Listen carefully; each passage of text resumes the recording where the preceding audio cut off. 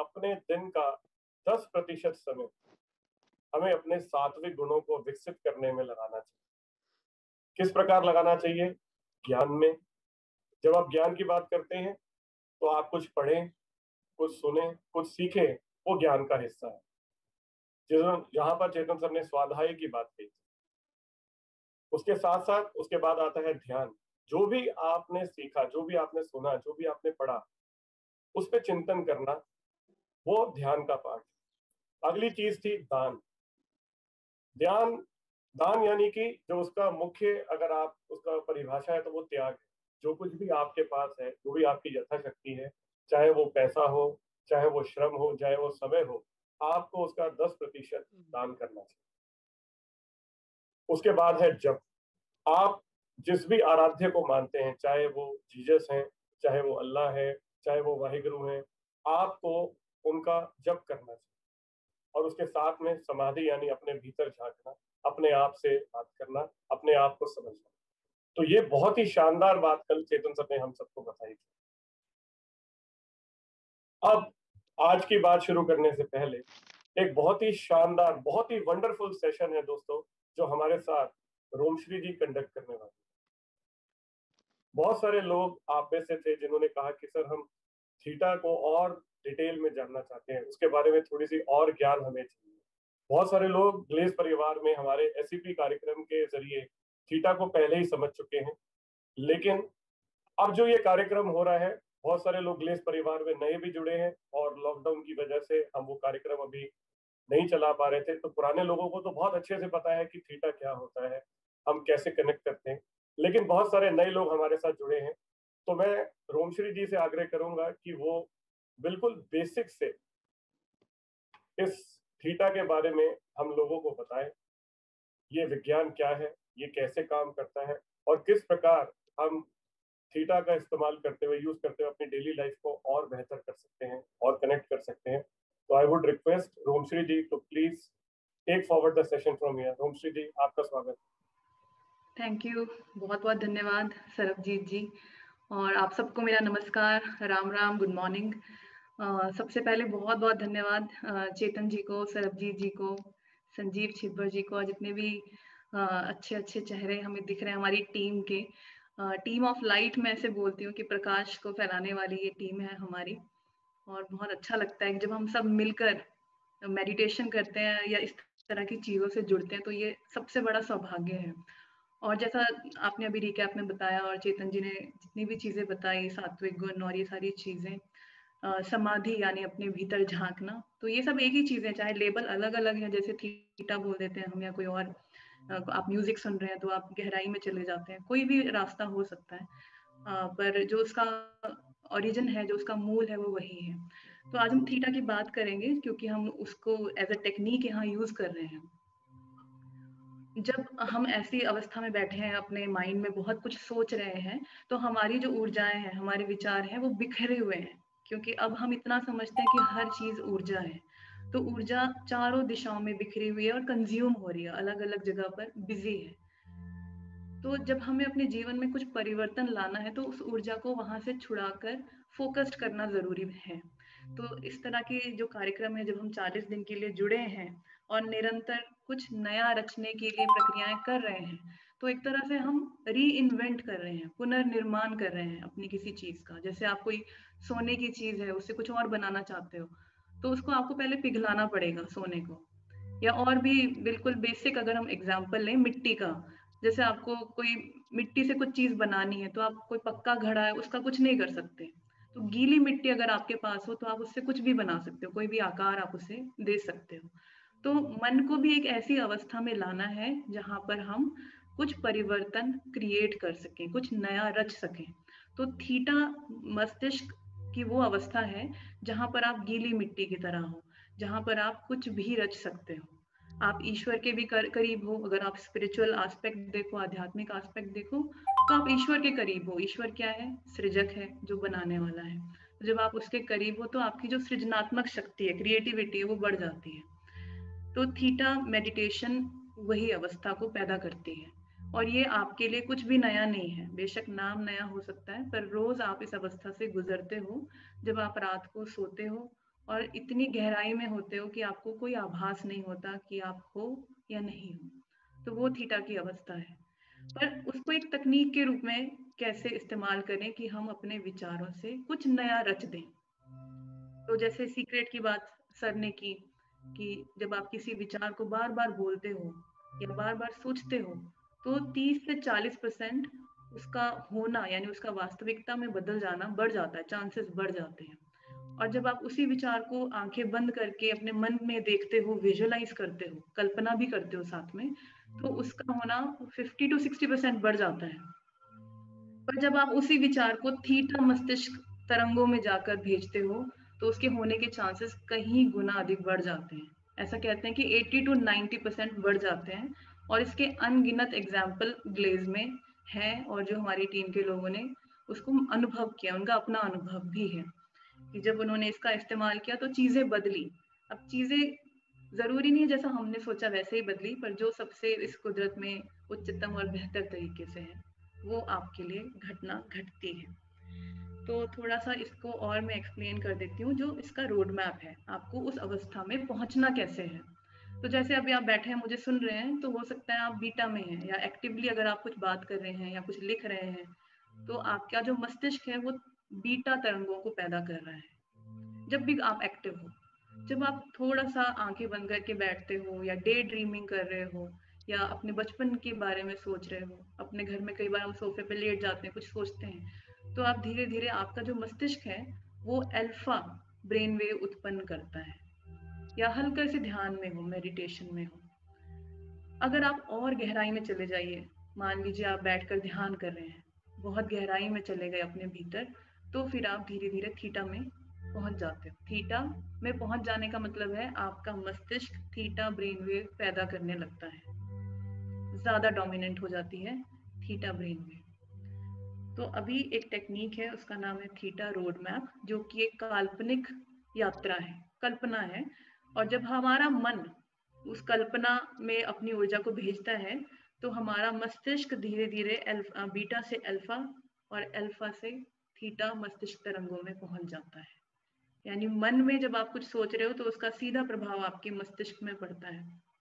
इसमें और भी लेयर्स हैं, अगर वैज्ञानिक रूप से जाएं कि जब ब्रेन थीटा में पहुंचता है तो शरीर में क्या होता है, क्योंकि सब कुछ जुड़ा हुआ है, मन मस्तिष्क। मन आपका सॉफ्टवेयर है, मस्तिष्क आपका हार्डवेयर है क्योंकि शारीरिक भाग है, और आपका जो शरीर है वो तीनों जुड़े हुए हैं।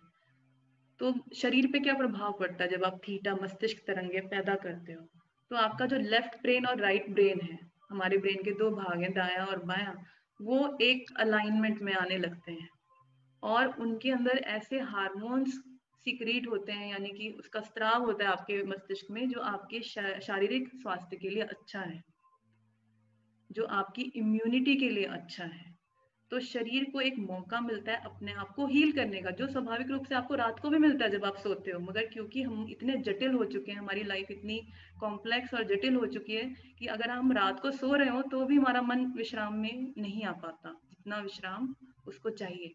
तो इसमें चाहे आप कुछ मिनटों के लिए जाओ, आपके शरीर को वो सारा विश्राम मिल जाता है जो आपको एक्चुअली चाहिए होता है।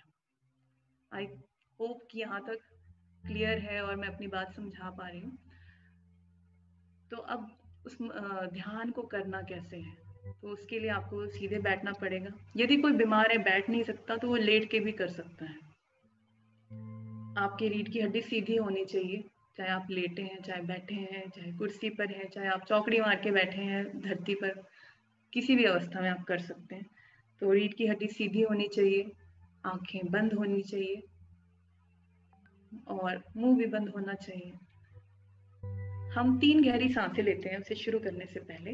नाक से हम इनहेल करते हैं और मुंह से एक्सहेल करते हैं। अभी मैं आपको करवा नहीं रही हूँ, अभी मैं सिर्फ आपको एक्सप्लेन कर रही हूँ ताकि जब आप करो तो आपको पता रहे कि आप कर क्या रहे। तो आप इनहेल करोगे और मुंह से जब एक्सहेल करोगे, छोड़ोगे सांस को, तो आपके अंदर का जो भारीपन है वो रिलीज होगा और धीरे धीरे मन शांत होता है। 3 बार सांसें अंदर लेने और छोड़ने से मन शांत होता है और स्थिरता में आ जाता है। उसके बाद आप ऐसा महसूस करते हैं कि आपने अपनी सारी ऊर्जाओं को अपने अंदर ले आए हो, अपने हृदय में ले आए हो, सेंटर मध्य बिंदु में अपने, और वहां से आप नीचे की ओर भेजते हो। कल्पना करते हो कि आप अपनी ऊर्जाओं को अपने पैरों तक भेज देते हो। तो ये नियम है कि जब आप कुछ सोचते हो आपकी ऊर्जाएं उस दिशा में बहने लगती हैं। आप अपने पैरों में पहुंचते हो और कल्पना करते हो कि पैरों से आपने धरती में प्रवेश किया है। तो धरती के अंदर क्या क्या है उसको भी आप काल्पनिक रूप से महसूस करते हो। इसमें ये याद रखना जरूरी है कि आपको कुछ दिखे कि कोई मूवी चल रही है, पिक्चर चल रही है, ऐसा जरूरी नहीं है। अगर आप सिर्फ सोच भी रहे हैं तो भी आपकी ऊर्जाएं नीचे की ओर जाएंगी। इस तरह से आप बहुत नीचे जाते हो, 10 फीट नीचे। इसके पीछे का लॉजिक ये है, जितना नीचे आप जाओगे उतना ही आप ऊपर भी जाओगे, उतनी ही तीव्र गति से आप ऊपर की ओर भी जाओगे। तो पहले गहराई में आप जाते हो धरती के अंदर, और वहां से आप कल्पना करते हो कि आपने पॉजिटिव ऊर्जाएं इकट्ठी की और उन ऊर्जाओं को लेकर आप वापस अपने पैरों में आए, अपने पैरों में बांटते हुए।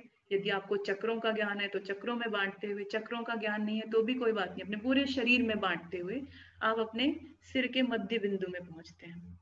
वहां से आप बाहर निकलते हैं और कल्पना करते हैं कि आप प्रकाश की एक बॉल में हैं, एक ऊर्जा की गेंद में है, और उस थोड़ा रुककर उसके रंग को आप महसूस करते हैं।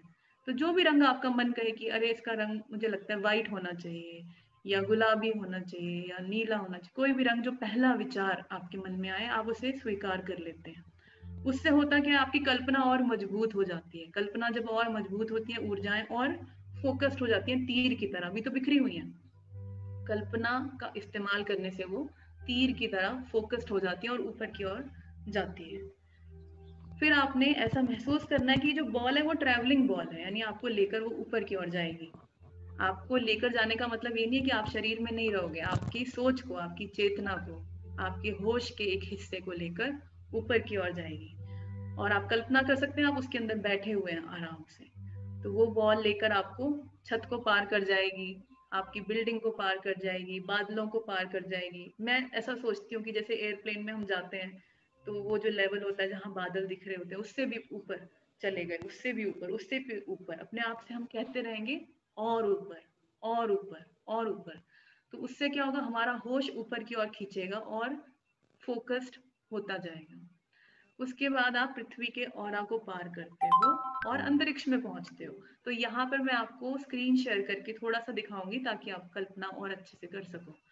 मैं कोशिश करती हूँ कि स्क्रीन शेयर हो जाए। मुझे मिल सकता है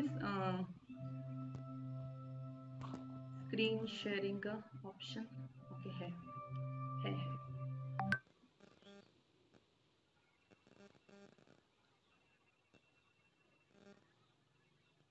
तो यहाँ पर आपको दिख रहा होगा थीटा रोड मैप लिखा है। जब आप ऐसी कल्पना करते हो कि आपने पृथ्वी को भी पार कर लिया, तो आप अंतरिक्ष में हो, और अंतरिक्ष में जो कुछ भी है उसे भी आप पार करते हुए अपनी कल्पना में उस बॉल के अंदर ऊपर चले जाएंगे। और अंतरिक्ष में जो कुछ भी है, जितनी भी लाइट्स हैं, उन सबको पार करते हुए आप पहुंचेंगे मास्टर्स प्लेन पे। तो आप देख सकते हैं जहां पर लिखा हुआ है मास्टर्स प्लेन, यानी कि हमसे उच्च ऊर्जाएं जिनमें भी आपका यकीन है, जैसे देवी देवता या देवदूत, एंजल्स, फरिश्ते, जिनमें भी आपको लगता है, गुरु, संत, जो कि हमसे उच्च हैं, हाई वाइब्रेशंस हैं। तो वहां पर आप सुनहरे प्रकाश की एक कल्पना करेंगे कि यहाँ पर उच्च ऊर्जाएं हैं। बेशक आपको कोई महसूस हो या ना हो, आपको अपनी ऊर्जाओं को सिर्फ ऊपर की ओर भेजते जाना है, रुकना नहीं है। मास्टर्स प्लेन को आप पार करेंगे और आपको लगेगा आप एक ऐसी परत में पहुंच गए हैं जहां जल ही है, जैसे जल होता है। और जब आप उसमें प्रवेश करते हैं तो आपकी जो प्रकाश की बॉल है आपके चारों ओर, वो पिघल जाती है, मेल्ट हो जाती है, और आप उस जली में आराम से तैरते हुए दूसरी ओर निकल आते हैं, उस तल पर जहां अलग अलग आकार हैं, अलग अलग चिन्ह हैं। क्योंकि ये जो तल है वो नियमों का तल है। इस कुदरत में कई नियम हैं, लॉज हैं, जैसे लॉ ऑफ अट्रैक्शन है, आकर्षण का नियम, कर्म का नियम, कारण और प्रभाव का नियम, आभार का नियम, मौसम का नियम, समय का नियम, स्थान का नियम। तो ये सारे नियम यहाँ पर है। क्योंकि यहाँ आकार का भी नियम है कि हर चीज का एक आकार होगा, हर ऊर्जा का एक आकार होगा, इसलिए आप यहाँ पर कल्पना कर सकते हैं कि अलग अलग चिन्ह है, आकार है, जिसको जियोमेट्री भी कहते हैं। आप धर्मों में भी देखें तो अलग अलग चिन्ह है। तो आप उसको सिर्फ साक्षी भाव से महसूस करते हुए ऊपर की ओर चले जाएंगे और वहां आएगा गुलाबी रोशनी, जो कि इस कुदरत का सबसे बड़ा प्रकाश है, सबसे बड़ा लॉ है, सबसे बड़ा नियम है, और वो है लॉ ऑफ कंपैशन। करुणा भी बोल सकते हैं इसको आप, बेशर्त प्रेम भी कह सकते हैं। उस गुलाबी रोशनी को आप इनहेल करोगे, अपने अंदर ऐसा महसूस करोगे आपने सांस ली और वो सारी गुलाबी रोशनी आपके अंदर, उससे क्या होगा, जो भी हमारे अंदर की जो भारीपन है वो थोड़ा लाइट हो जाएगा और आपकी ऊर्जाएं और आराम से ऊपर की ओर जाएंगी। और फिर आप उस ऐसी कल्पना करोगे कि एक द्वार है और उसमें पहले आप अपना सिर और फिर बाकी का शरीर प्रवेश करोगे, और वहां कोई आकार नहीं है, क्योंकि आप आकारों से परे जा चुके हो, अब नियमों से परे जा चुके हो। तो क्रिएटर यानी ईश्वर भी कह सकते हो आप, क्रिएटिव फोर्स भी कह सकते हो, रचनात्मक ऊर्जा भी कह सकते हो, यानी वो ऊर्जा जिससे सब कुछ बना है, creator of all that is, जो कुछ भी है उसका source, source of the source. उसका कोई आकार नहीं है, उसकी कल्पना आप सफेद रोशनी के रूप में कर सकते हैं, और वो अनंत है, उसका कोई अंत नहीं है। तो आपको महसूस करना है आप ऊपर ऊपर ऊपर जा रहे हैं। आपका मेन उद्देश्य है अपने मस्तिष्क में थीटा ब्रेन वेव तक पहुंचना। तो जब आप बिल्कुल ऊपर चले जाएंगे, आपको कोई आकार का एहसास नहीं रहेगा, उस पल आपका मस्तिष्क थीटा मस्तिष्क तरंगों में होगा और आप पूरी तरह से रचनात्मकता की शीर्ष पे होंगे, पीक ऑफ क्रिएटिविटी। और वहां पर आप जो भी कमांड दोगे, जो मैं आपको गाइड करूंगी गाइडेड मेडिटेशन में, वो आप मन में ही दोहराएंगे। हाँ और वहां पर उसको देखेंगे साक्षी भाव से। साक्षी भाव से देखना जरूरी है ताकि हमें शुद्ध रूप से दिख सके। अपने वहां आपको कल्पना नहीं करनी है, वहां आपको सिर्फ साक्षी हो जाना है। साक्षी मतलब दर्शक की तरह आपको देखना है या महसूस करना है। सब लोगों को दिखता नहीं है, कई लोगों को महसूस होता है और वो भी उतना ही प्रभावशाली है। फिर वहां से आपको उस ऊर्जा को कलेक्ट करके तुरंत अपने क्राउन में यानी अपने सिर के मध्य बिंदु में प्रवेश करना है। वापस आते वक्त ये सारी यात्रा नहीं करनी है, ये सिर्फ एक बार होती है ताकि आप थीटा मस्तिष्क तरंगों में पहुंच जाएं। तो वापसी में आप डायरेक्ट अपने सिर में मध्य बिंदु से प्रवेश करेंगे और उस ऊर्जा को जो आप लेकर आए हैं अपने पूरे शरीर में फैला देंगे। और फिर पैरों में पहुंचेंगे, पैरों से फिर से धरती में जाएंगे, अपने आप को फिर से 10 फीट नीचे लेकर जाएंगे ताकि आप पूरी तरह धरती से भी जुड़ सको, कनेक्ट हो जाओ, ग्राउंड हो जाओ। फिर से धरती से हम पॉजिटिव ऊर्जाएं लेंगे, फिर से अपने पूरे शरीर में बांटेंगे, फिर से अपने सिर से बाहर निकलेंगे, मगर इस बार हम अपने पूरे ऑरा में उस ऊर्जा को भर देंगे, पूरे ऑरा में भर देंगे। और वहां पर हम ये विचार उत्पन्न करेंगे कि हमारा ऑरा बिल्कुल बंद है, इसमें सिर्फ और सिर्फ पॉजिटिव ऊर्जाएं हैं, और इस ऑरा को यदि कोई भी ऊर्जा छुएगी तो वो भी बेशर्त प्रेम में या पॉजिटिविटी में, सकारात्मक ऊर्जा में बदल जाएगी। और फिर उसके बाद आप आंखें खोल लेते हैं। ये अपने आप में बहुत बहुत बहुत शक्तिशाली टेक्निक है। इसने मेरे जीवन को चेंज किया है और बहुत सारे लोगों के जीवन को चेंज किया है। तो ये आपसे हम बांट रहे हैं। आई होप क्लियर है। अगर किसी को लगता है कि कुछ क्लियर करना है और तो आप बता सकते हैं, जो लोग हैं अभी यहाँ पर। क्लियर है? बिल्कुल क्लियर है। बाकी तो प्रैक्टिस से होगा, जब हम 40 दिन रोज करेंगे तो आपको बिल्कुल याद हो जाएगा। सरबजीत जी ठीक है? बहुत अच्छे से, बहुत खूबसूरती से आपने समझाया, थैंक यू जी। तो अभी हम कर लें फिर एक बारी? जरूर। तो इसको करने से पहले थोड़ा सा पानी जरूर पिए, ज्यादा ना पिए, थोड़ा सा सिप करना है पानी ताकि आप हाइड्रेट हो जाओ। डोमश्री जी, चेतन जी भी कुछ कहना चाह रहे हैं। हाँ जी, हाँ जी।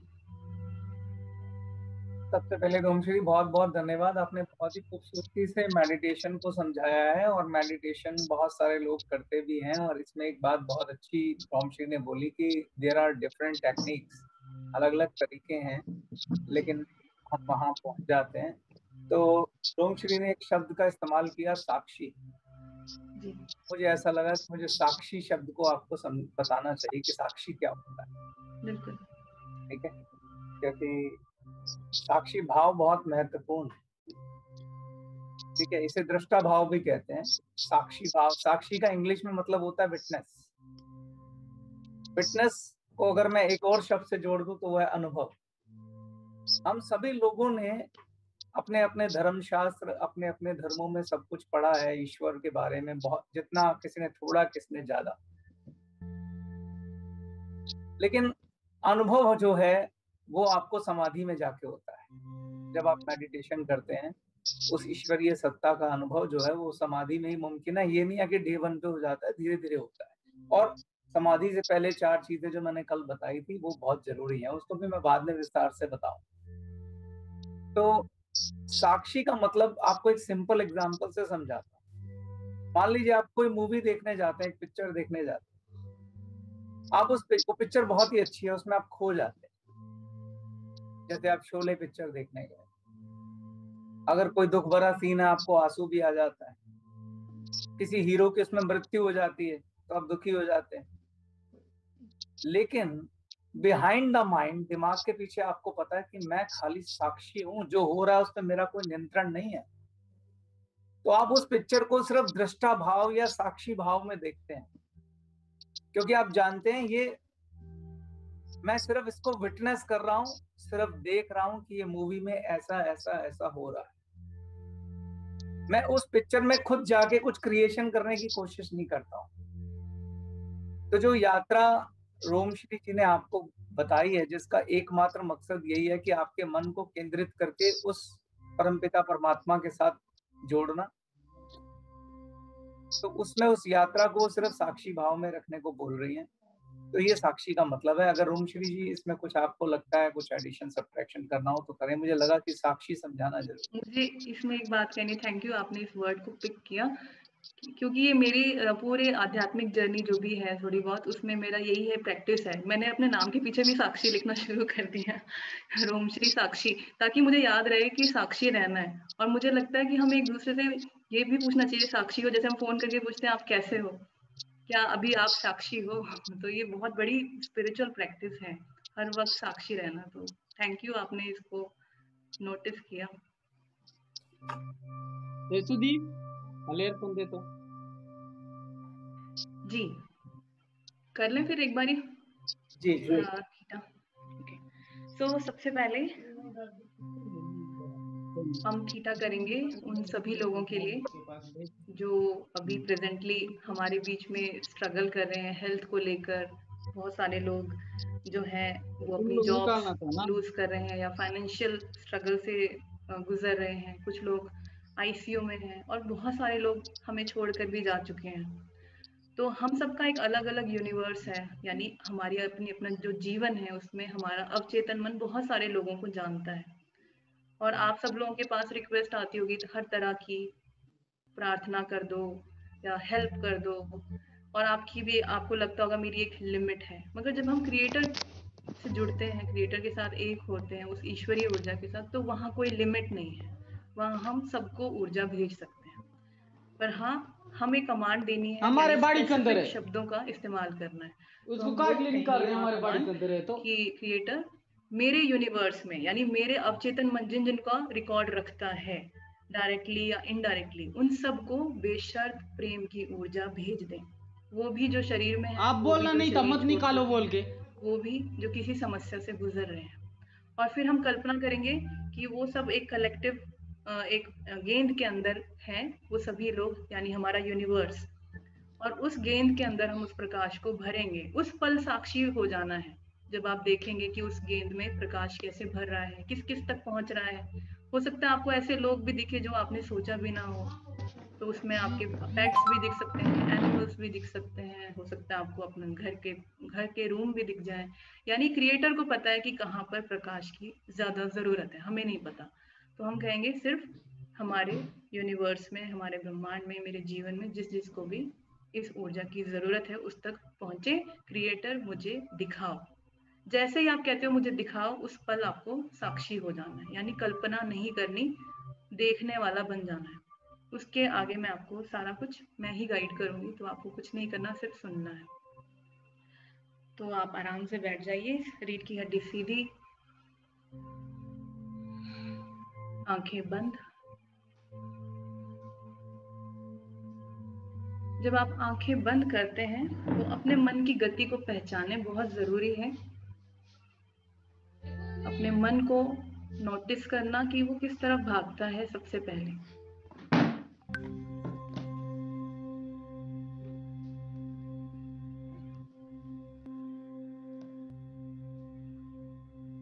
मन की गति क्या बाहरी है या आंतरिक है, अंदर की ओर आने लगता है, हृदय की ओर जाने लगता है या बाहरी दुनिया की ओर जाने लगता है, इसको पहचानना जरूरी है। इसमें कुछ अच्छा या बुरा नहीं है, सिर्फ पहचानना है आपको। और अब जहां पर भी मन है उसे पकड़कर हृदय में ले आए, उससे कहें कि इस प्रक्रिया में तुम्हें पूरी तरह से फोकस्ड रहना है। और जिन भी शक्ति में आपका यकीन है उन्हें याद कर लें, उनसे ये कह दें कि इस पूरी प्रक्रिया में मेरा सहयोग करें, मुझे ऊर्जा दें, मेरा मार्गदर्शन करें। बिल्कुल सहज भाव में आ जाएं, अपने पास आ जाएं और 3 गहरी सांसें, नाक से अंदर और मुंह से बाहर। सारी पॉजिटिव ऊर्जाएं अंदर और सारी नकारात्मक ऊर्जाएं बाहर। इस ब्रह्मांड का सारा बेशर्त प्रेम अंदर और वो जो कुछ भी प्रेम नहीं है वो बाहर। धीरे धीरे सामान्य सांसों की ओर लौट आए, नाक से ही अंदर, नाक से ही बाहर।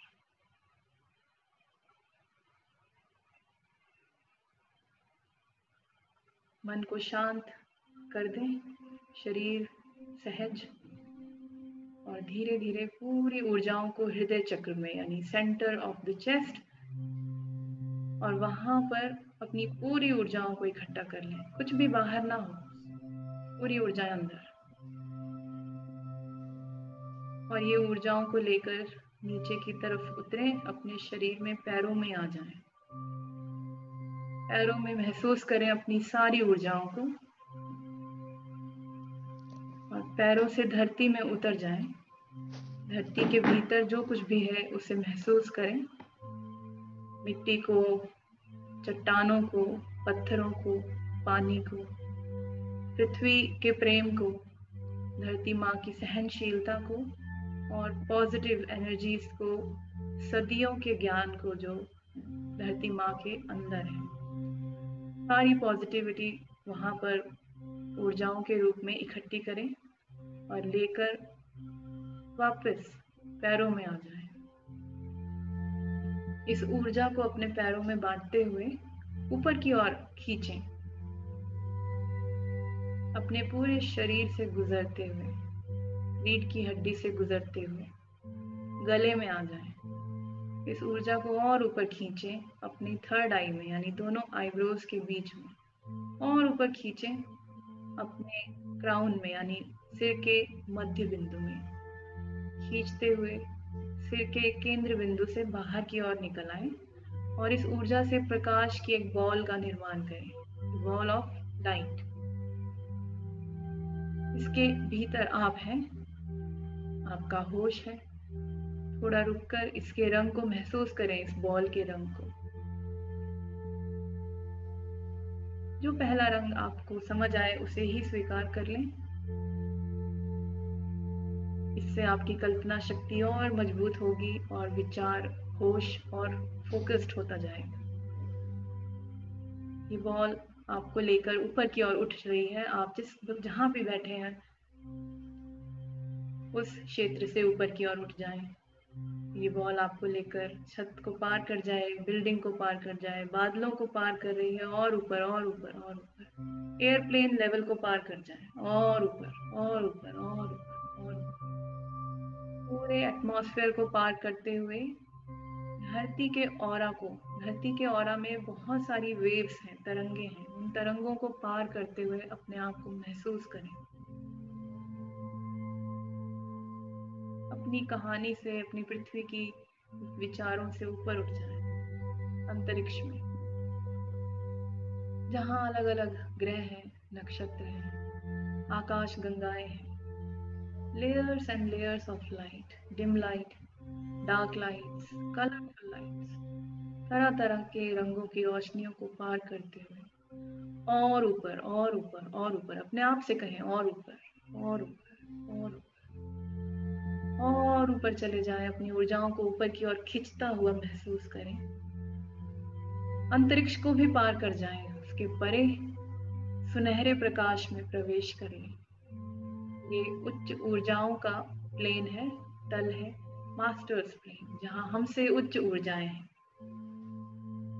गुरु, देवी, देवता या जिस भी शक्ति में आपका यकीन है, जो आपको लगता है आकार में है और आपसे उच्च है, हाई वाइब्रेशनल है, वो सब यहाँ है। उनके प्रेम को महसूस करें, उनकी बुद्धिमत्ता को महसूस करते हुए और ऊपर, एम फॉर क्रिएटर ओनली, और ऊपर और ऊपर और ऊपर। इस तल को जब आप पार करेंगे तो एक जेली की परत आती है जो अपने रंग बदलती है। इसमें प्रवेश करें। यहाँ पर ये बॉल जो है प्रकाश की, वो घुल जाएगी, मेल्ट हो जाएगी और आप आराम से तैरते हुए और ऊपर की ओर निकल आए, नियमों के तल पर। नियमों का तल जहाँ इस ब्रह्मांड के सभी नियम हैं, क्योंकि यहाँ आकार का नियम है तो यहाँ तरह तरह के आकार भी हैं, ज्योमेट्रिकल, रिलीजियस, स्पिरिचुअल, नोन या अननोन, उन सभी आकारों को पार करते हुए और ऊपर जाएं, और ऊपर और ऊपर और ऊपर और ऊपर। सबसे हाईएस्ट नियम में जो गुलाबी रोशनी के रूप में आपको महसूस होता है, लॉ ऑफ कंपैशन, करुणा का नियम या बेशर्त प्रेम का नियम। इसमें जब आप प्रवेश करें तो इसे अपने अंदर भर लें। Inhale all the pink light, पूरी तरह से सांसों के माध्यम से भर लें। जितना कंपैशन, बेशर्त प्रेम आपके अंदर होगा, उतना ही आप क्रिएटिव ऊर्जा के ज्यादा नजदीक पहुंच पाएंगे। और भर लें अपने आप को, और ये प्रकाश आपको इतना हल्का कर देगा कि आपको उस स्पेशल प्लेस की ओर, ऊपर की ओर धकेल देगा, आराम से उस द्वार की ओर जो क्रिएटर के तल की ओर खुलता है, सृजक के तल की ओर खुलता है। पहले आपका सिर और फिर बाकी का शरीर प्रवेश करें। क्रिएटर के तल पर कोई आकार नहीं है, आकारों से परे है। तो यदि फिर भी कोई आकार महसूस हो तो और ऊपर खींचे अपनी ऊर्जा को। आप ईश्वर से कह सकते हैं, इस बार मुझे और ऊपर लेकर जाए, और ऊपर और ऊपर और ऊपर। अनंत है ये प्रकाश, इसका कोई अंत नहीं है, इसके परे कुछ भी नहीं है। ये सारे सोर्सेस का सोर्स है। जैसे चीनी दूध में घुल जाती है, नदी सागर में मिल जाती है, ऐसे मिल जाए। एक एक अणु आपका, एक एक एटम क्रिएटर की ऊर्जा के साथ एक हो जाएगा। इसको महसूस करें, क्रिएटर के साथ एक होने की प्रक्रिया को। यहाँ आप लिमिटलेस हैं, कोई सीमा नहीं है। यहाँ पर हम एक विचार भेजेंगे, जिसे हम कमांड भी कह सकते हैं, प्रार्थना भी कह सकते हैं, रिक्वेस्ट भी कह सकते हैं, और आप मेरे साथ मानसिक रूप से उसे दोहराएंगे। ईश्वर, मैं और आप एक हैं, कोई अलगाव नहीं है। क्रिएटर, ये प्रार्थना है या ये कमांड है या रिक्वेस्ट है कि मेरे ब्रह्मांड में, मेरे जीवन में,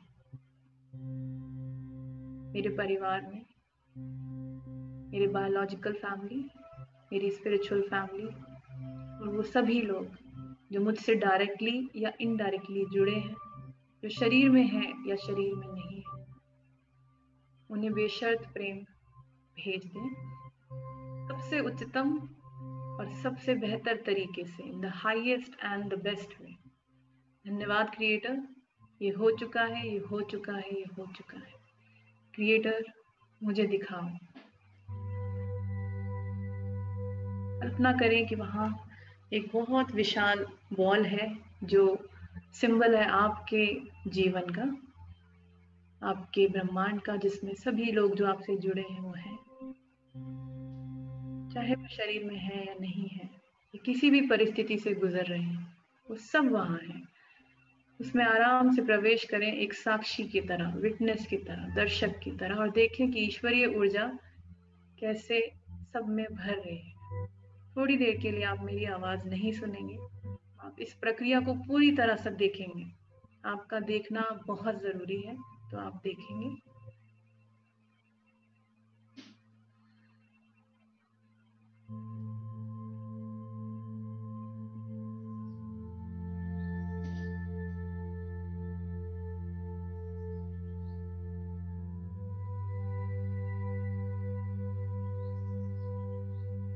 आप एक एक व्यक्ति के अंदर भरते हुए भी देख सकते हैं। ईश्वरीय ऊर्जा इतनी शक्तिशाली है कि एक क्षण में ही सबके अंदर भी भर सकती है। तो आप क्रिएटर्स को बोल सकते हैं कि मुझे फिर से दिखाएं, मुझे और क्लियर दिखाएं।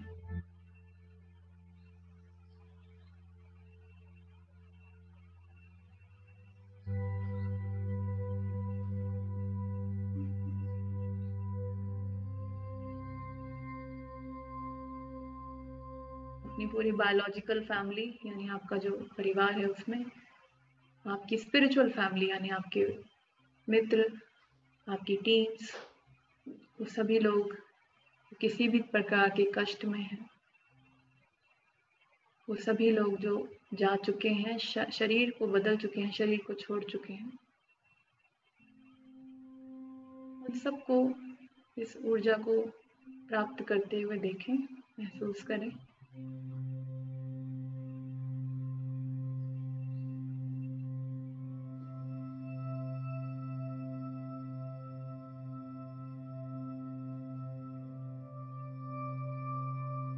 एक बार फिर से उस पूरे प्रकाश की बॉल को पूरा भर दें, ऊपर से नीचे तक।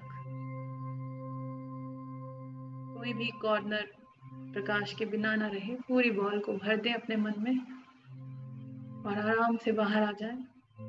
वापस सृजक के तल पर अपने आप को शुद्ध करें। ऐसा महसूस करें कि आपके ऊपर प्रकाश गिर रहा है और आप पूरी तरह से शुद्ध हो रहे हैं, क्लीन हो रहे हैं, प्योरीफाई हो रहे हैं, रिंस हो रहे हैं, नहा रहे हैं उस प्रकाश में।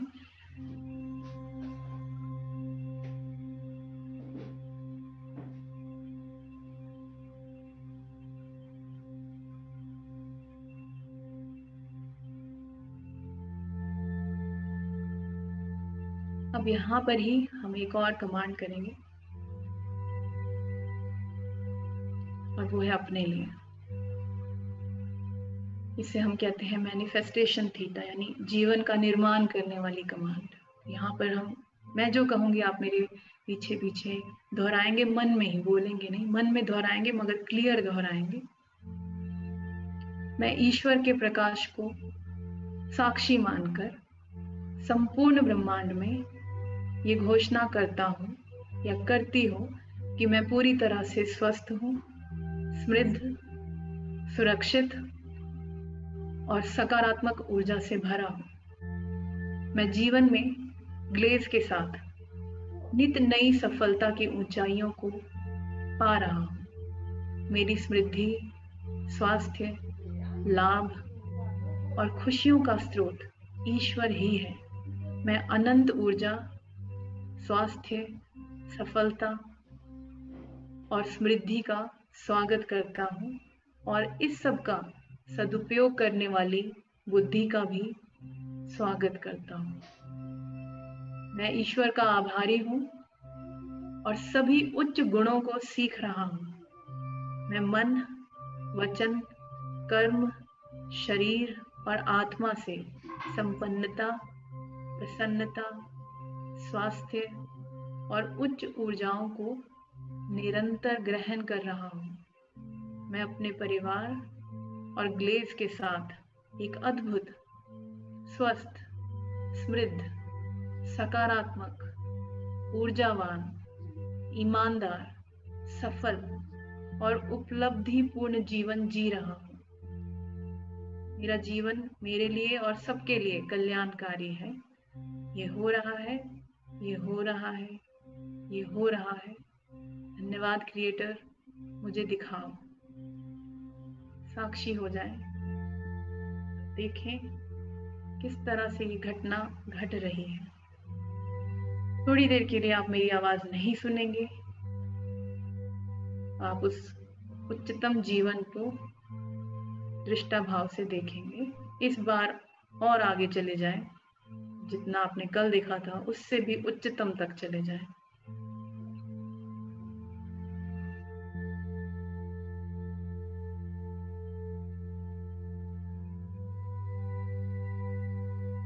यदि आपको लगे आप अटक रहे हैं तो आप ईश्वर से कह सकते हैं मुझे और क्लियर दिखाएं, और क्लियर दिखाएं।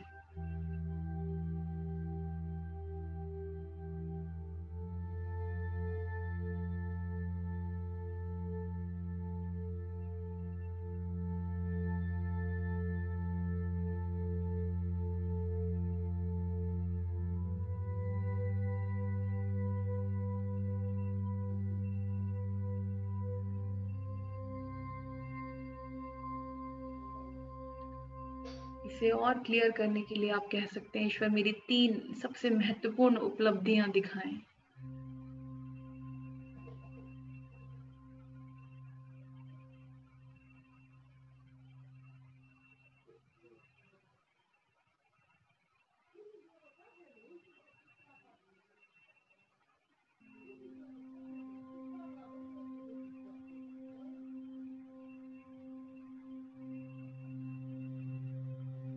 इन तीनों उपलब्धियों का मेंटल नोट जरूर बना लें।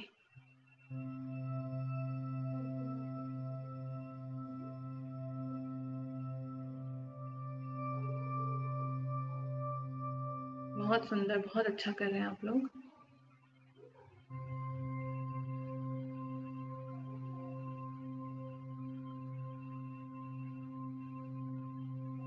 वहां पहचाने कि आप किस तरह के व्यक्ति हैं, किस तरह की ऊर्जा है, किस तरह का भोजन करते हैं, किस तरह के कपड़े पहनते हैं, किस तरह का जीवन जीते हैं, ताकि और सॉलिड रियलिटी बन सके।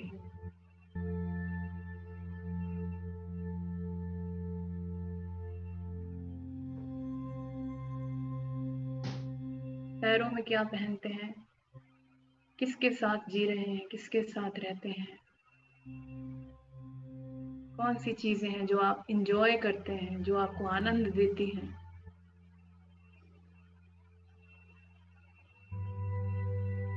वो कौन सी चीजें हैं जो लोगों का कल्याण करती है और आपका भी कल्याण करती है। पहचान लें उसको और मेंटल नोट बनाते जाएं।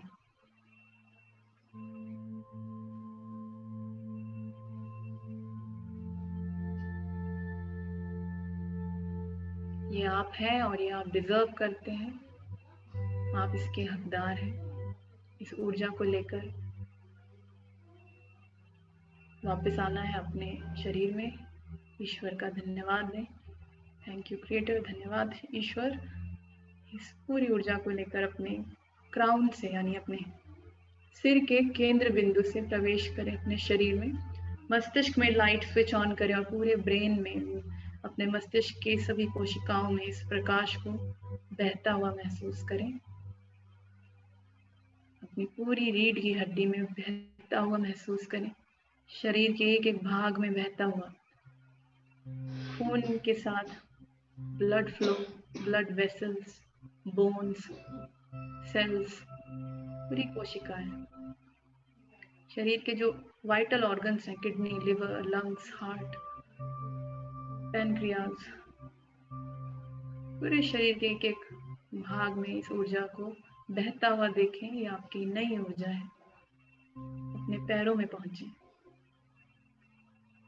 पैरों से फिर से धरती में प्रवेश करें ताकि धरती आपको अपने से जोड़ ले, इस हकीकत को ग्राउंड रियलिटी में बदल दे। और नीचे चले जाएं 10 फीट नीचे और वहां से फिर से पॉजिटिव ऊर्जाएं लेकर फिर से पैरों में आए, फिर से ऊपर की ओर उठाएं उस ऊर्जा को पूरे शरीर में बांटते हुए अपने सिर के मध्य बिंदु में पहुंचे। फिर से बाहर निकले, मगर इस बार पूरे ऑरा में इस नई ऊर्जा को भर दें। आपके नए जीवन की नई ऊर्जा है, ये आप हैं, आपका नया अस्तित्व है।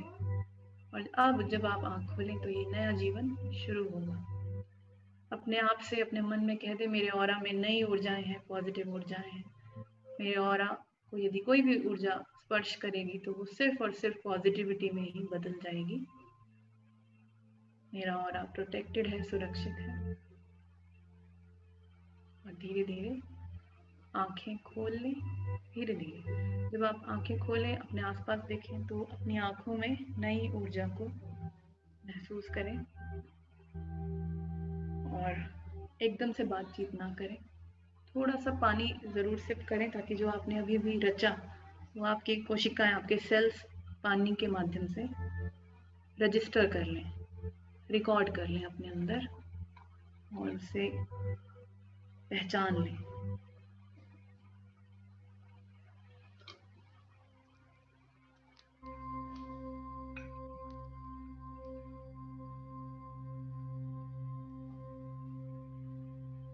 थैंक यू, बहुत अच्छा किया आप लोगों ने, बहुत ही अच्छे तरीके से किया इस बार। अगर कोई अपना अनुभव शेयर करना चाहता है तो प्लीज़ करें ताकि जो लोग आपको सुन रहे हैं उन्हें भी यकीन हो सके कि जो उन्होंने महसूस किया उसका कुछ मतलब है। हाँ जी, कुछ जब मैम आपने बोला कि क्रिएटर को कहो थोड़ा और क्लियर करके बताएं बेस्ट 3, तो मेरे साथ बहुत अमेजिंग हुआ। क्रिएटर ने मुझे स्पेसिफिक 3 अलग अलग चीजें दिखाई। सबसे पहले एक बिजनेस से रिलेटेड, मैंने अपने आप को महसूस किया कि एक बहुत बड़ा इवेंट हो रहा है जहाँ पे लाखों लोगों की भीड़ है, सब बहुत खुश हैं, उत्साह में है, एनर्जी में है, जैसे हमारे आयोजन में होता है। तो एक बहुत अच्छा उन्होंने दिखाया।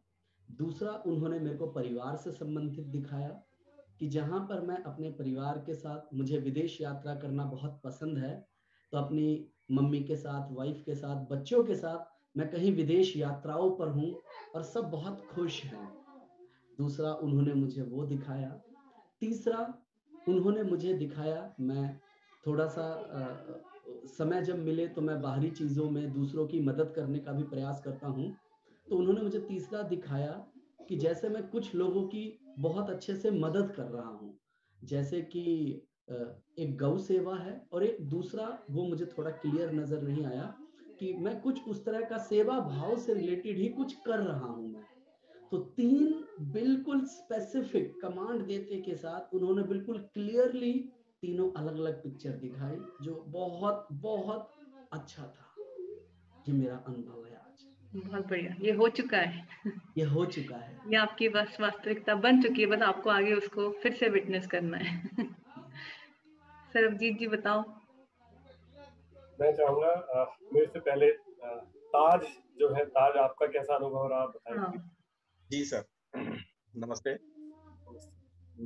मैम। मेरा जो मैंने अभी समझा, देखा, मेरा ऐसा महसूस हो रहा था जैसे हमने बॉल में, जब पूरी बॉल में अपने पूरे फैमिली, परिवार, अपना काम, बिजनेस, अपने दोस्त, जितने सगे संबंधी हैं, उनको जब देखा तो मुझे पूरी तरीके से क्लियर हो रहा था कि आज के डेट में जितनी सारी हमारे नकारात्मक विचार थे इन सब चीजों को लेकर, कि मतलब हमारा काम नहीं हो रहा है, या हमारे बड़े से ऐसे रिलेशन से लोग हैं, रिलेटिव लोग हैं जो कि आज मतलब इस दुनिया से चले गए हैं, पर्दा कर गए हैं। बट अभी मैंने जब बॉल में देखा और प्रकाश करने की जब बात हो रही थी, तो मेरे को लगा कि सबके सब लोग बहुत खुश हैं, बहुत उत्साहित हैं, और ये ऐसा कुछ भी नहीं है जैसे आज महामारी चल रहा है, ऐसा कुछ भी नहीं है। हम बहुत अच्छे से काम कर रहे हैं। जैसे भी कुशल ने बताया कि हम एक प्रोग्राम कर रहे हैं, मैं खुद का प्रोग्राम कर रहा था, मुझे ऐसा फील कर रहा था मैं खुद प्रोग्राम करा रहा हूँ, और बहुत लोग इंजॉय कर रहे हैं, और मैं स्टेज पे बहुत अच्छा इंसेंटिव ले रहा हूँ। सब लोग खुश थे, बहुत तालियां बजा रहे थे। मैं पुराने मतलब पहले से बहुत ज्यादा मतलब अच्छा महसूस कर रहा था। दूसरी चीज ये था कि जो चीजें मैंने अभी मतलब क्लियर रूप से दिखाने की जो बात थी, लोगों को मदद करना मतलब मैं लोगों को ज्यादातर हेल्प करता हूँ। शादी वगैरह करा देना हो अपने से, या लोगों को कहीं भी किस तरह का कोई प्रॉब्लम्स आती है, तो मैं जाके खुद खड़ा होता हूँ आगे, और मुझे बहुत अच्छा फील होता है। ये सब करने में मजा आता है, अच्छा लगता है मुझे। मुझे लगता है कि ये करते हैं तो मेरा बहुत बड़ा नाम होगा, पहचान होगा, लोग मेरे को अच्छे से जानेंगे। मुझे ऐसा फील हो रहा था कि मुझे बहुत मतलब वाहवाही मिल रहा है। ये सब चीजें मुझे अच्छा महसूस हुआ। बहुत बढ़िया, बहुत ही अच्छा। आलोक, राम राम सर, नमस्कार सर। हमें 4 चीज़ें हमें महसूस हुई: सफलता, स्वास्थ्य और सम्मान। सर ये चीज़ें हमें महसूस हुआ जो हमने टीटा किया, और जैसा कि मैम ने कहा था कि जो लोग अभी हॉस्पिटल के अंदर में हैं या फिर जो सब्र कर रहे हैं या जो व्यक्ति भौतिक शरीर को छोड़ गए हैं, उनको भी हमने जो चीज़ें विटनेस किया।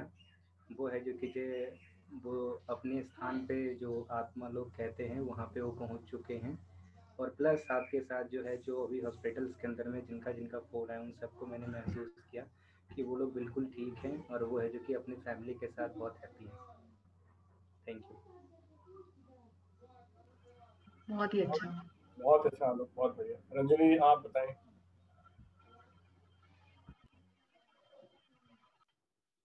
सर अभी जो मैं देखी थीटा मेडिटेशन में, इतना खुश मैं थी, मतलब बहुत ज्यादा खुश।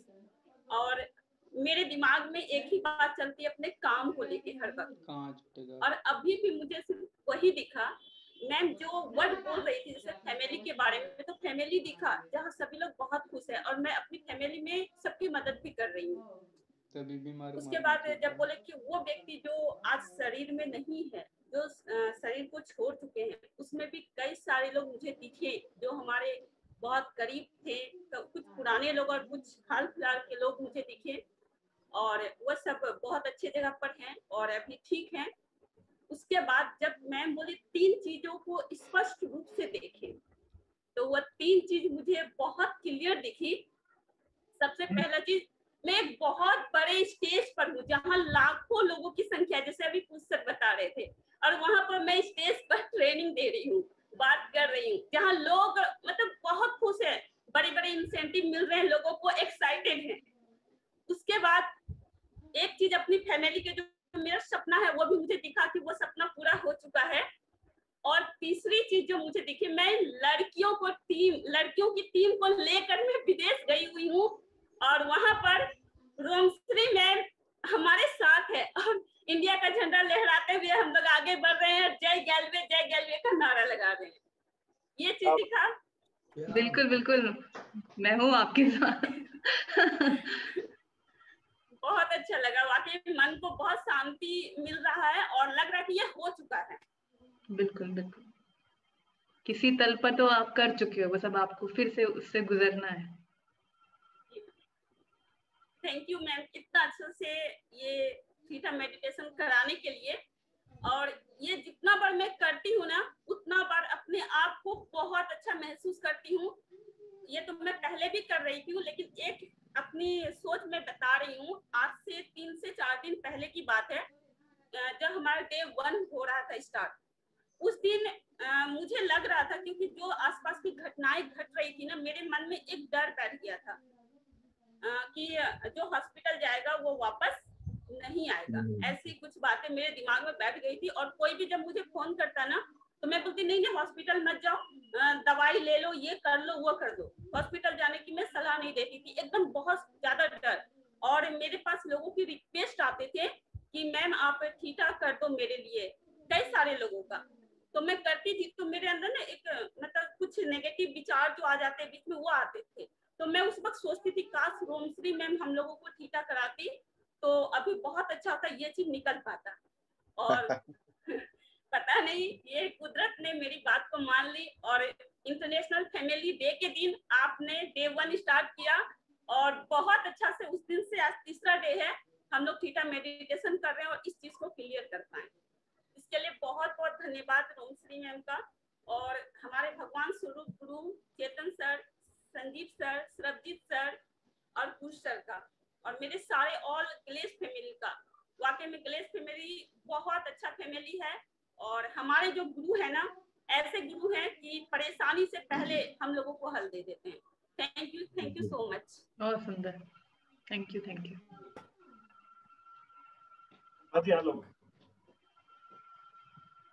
आज से 3-4 दिन पहले जो डर का जो माहौल चल रहा था भैया, उसके बाद जो जैसा रंजनी जी कहीं कि जब एक सकारात्मक विचार का जो दौर चलाया गया, तो उस समय के बाद सोशल मीडिया से भी ऐसे ऐसे मैसेजेस आने शुरू हुए कि मतलब मैं बता नहीं सकता। उसके अंदर में था कि जब कोई चीज टूटता है तो एक नया जीवन का निर्माण होता है। जैसे अगर मिट्टी टूटती है तो उसमें फसल उगता है, बादल टूटता है तो उससे पानी बनता है। तो उसी तरह से अगर कोई चीज अगर हो रहा है तो आप टूट रहे हैं तो समझिए कि कोई नई चीजों का निर्माण होने जा रहा है। तो ये वाली बात को लेकर के काफी सकारात्मक महसूस हुआ कि अगर ऊपर वाला जो अभी कर रहा है इसमें भी कहीं ना कहीं कोई ना कोई चीज अच्छाई छुपी हुई है। हमें से उसको साक्षी भाव से हमें देखने की जरूरत है। और वो कहते हैं ना कि ये वक्त भी निकल जाएगा, ये सच बात है कि ये वक्त निकल जाएगा और हम जैसी कल्पना कर रहे हैं उससे बेहतर स्थिति में जाएंगे। रोम श्री मैम को देख करके हमें वो पल याद आ रहा है जब 2012 में अपने कंपनी के साथ भी एक उतार चढ़ाव का दौर आया था। उस समय रोम श्री मैम, मैं, कुछ सर, हम सब लोग भारत के अलग अलग स्टेटों में जा करके हम लोगों ने ट्रेनिंग तैयार कर रहे थे, लोगों को ट्रेनिंग दे रहे थे इस एसएपी को लेकर करके। तो उस समय एक अपने रॉयल प्रेसिडेंट है उमेश चौरसिया, उन्होंने फ़ोन किया था और कहा था कि सर सब कुछ ख़त्म हो गया, क्योंकि उनकी प्रेसिडेंट की प्रमोशन होने वाली थी, रॉयल प्रेसिडेंट की। तो मैंने बोला कि भाई कुछ भी ख़त्म नहीं हुआ है। बोला सर मैं इस महीने जीडीडी बन रहा था और सर देखिए सब कुछ ख़राब हो गया, अब तो वो टीम ही नहीं बची तो क्या होगा। तो मैंने कहा कि ऊपर वाला चाहता है, और जो लोग हम लोगों को ये मानते थे कि अपने भाग्य की वजह से हम सफलता हासिल किए हैं, तो उनको साबित करके दिखाने का ये मौका है कि हम भाग्य की वजह से नहीं, हम अपने कर्मों की वजह से ये सफलता हासिल किए हैं। उससे बेहतर और उससे बड़ा सफलता हासिल कर करके दिखाना है। और ऐसा हुआ कि वो भी रॉयल प्रेसिडेंट बने, और साथ के साथ जो 2012 से पहले की जो इनकम आ रही थी उससे करीब 4 गुना ज़्यादा इनकम उसके बाद लोगों ने किया और बहुत ही सफलता मिली लोगों को। तो सर मैंने अपने जीवन से जो अनुभव किया हूँ कि 2 बातें हमेशा करते रहना चाहिए इंसान को। नंबर 1, जो हमें आता है उसे लगातार कीजिए, और जो हमें नहीं आता उसे सीखने के लिए हमेशा अपने आप को तैयार कीजिए। Thank you sir. बहुत बढ़िया आलोक, बहुत खूब, बहुत नसीम नसीम अख्तर साहब, आप कुछ कहना चाहेंगे?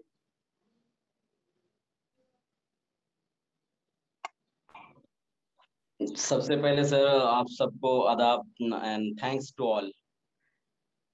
सर मैं बस यही कहना चाहूंगा सर कि इस तरह से ध्यान और पॉजिटिव विचार जब हम बांटते हैं तो इस तरह से हमारी आत्मा यानी हमारी रूह ताकतवर और पावरफुल बन जाती है।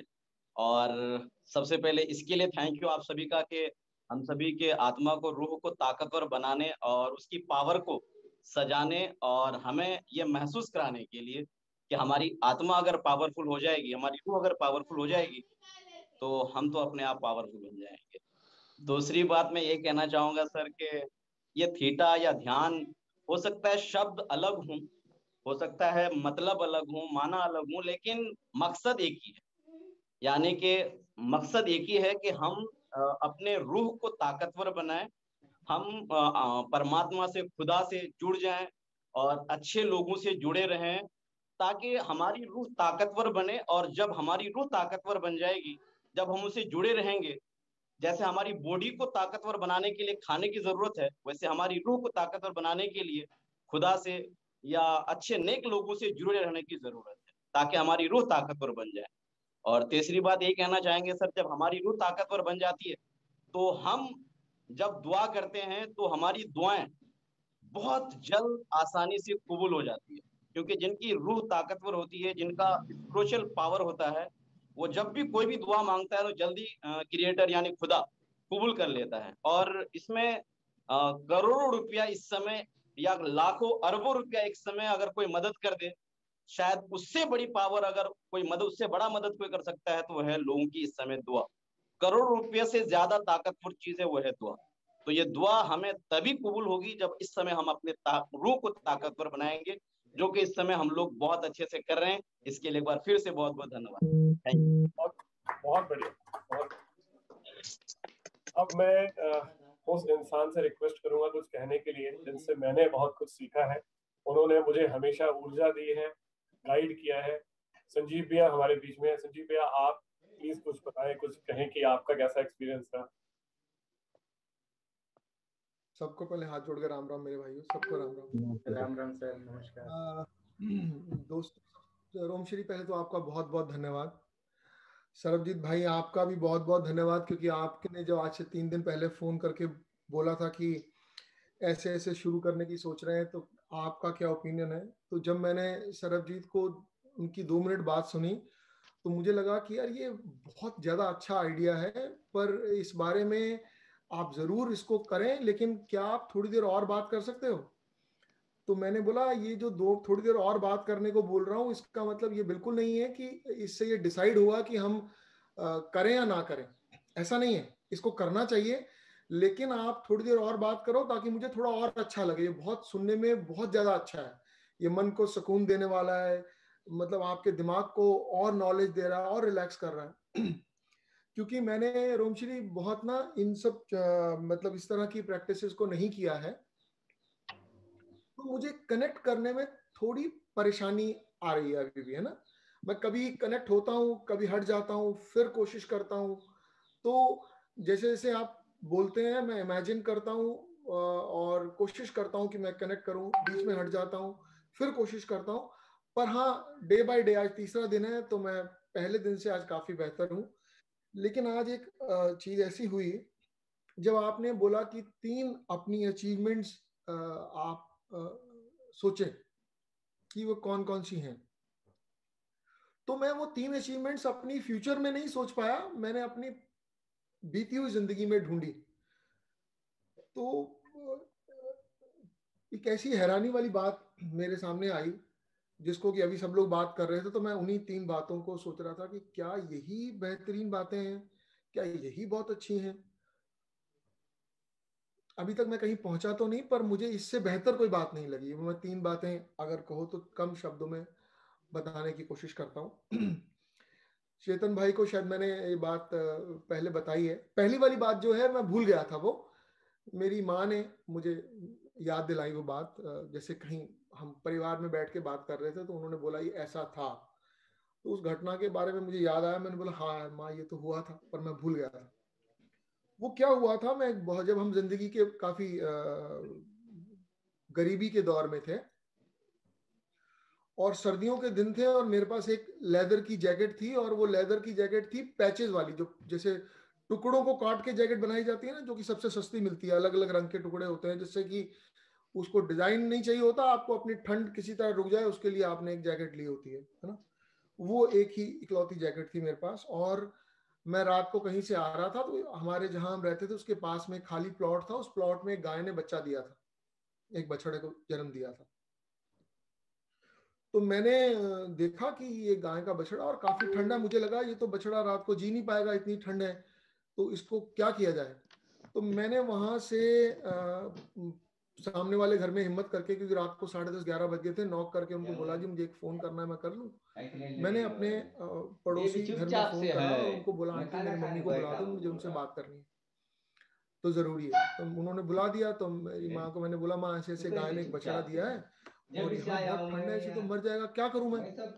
तो क्योंकि मैं पैदल आ रहा था, मेरे पास कुछ था नहीं, तो उन्होंने बोला कि कोशिश कर इसके आसपास आग जला दे, अगर कुछ मिल जाए तो, और 3 तरफ से जलाना, एक तरफ खुला छोड़ना, तो थोड़ा सेक बढ़ जाए तो उठ के जा सके। मैंने कहा ठीक है माँ। तो मैंने उन जिस परिवार ने मुझे फोन करने के लिए दिया था उनको मैंने धन्यवाद किया, मैं बाहर आ गया। तो अब मैंने वहां ढूंढा, कुछ मुझे आग के लिए कुछ नहीं मिला। एक छोटा सा रस्सी का टुकड़ा था और एक 1/4 साइज ऑफ अखबार का टुकड़ा था, लेकिन वो भी गीला हो गया था ओस पड़ने से। तो कुछ माचिस वसी कुछ नहीं था, तो मुझे कुछ समझ नहीं आया।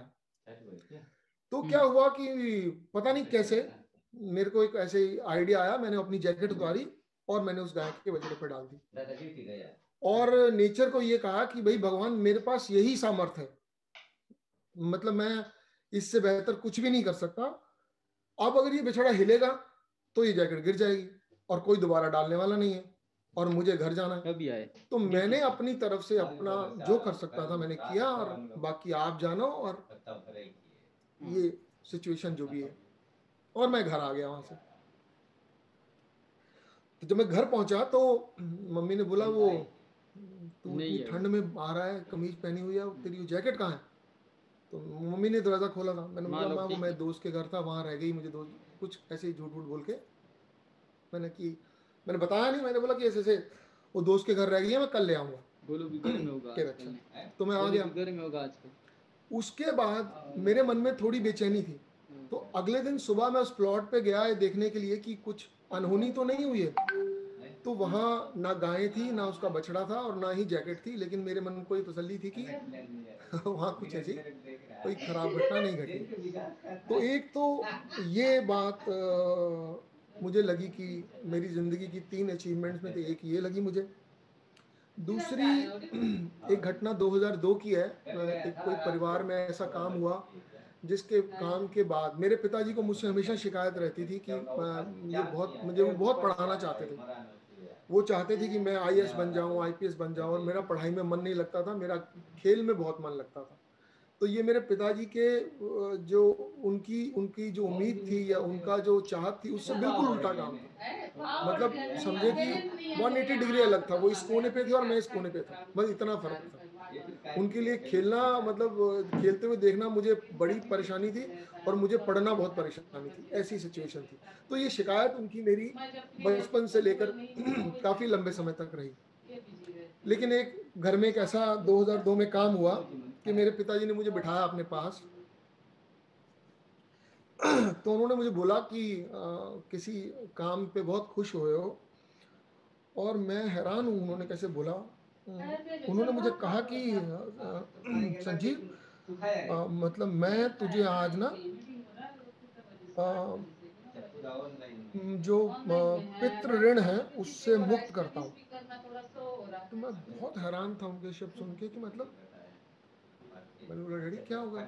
तो उन्होंने बहुत मतलब जैसे उनका मन भर गया, और उन्होंने कहा कि तूने इतना अच्छा किया है। मैं एक मिनट ये बंद कर दूं, सॉरी है। तो उन्होंने मुझे कहा कि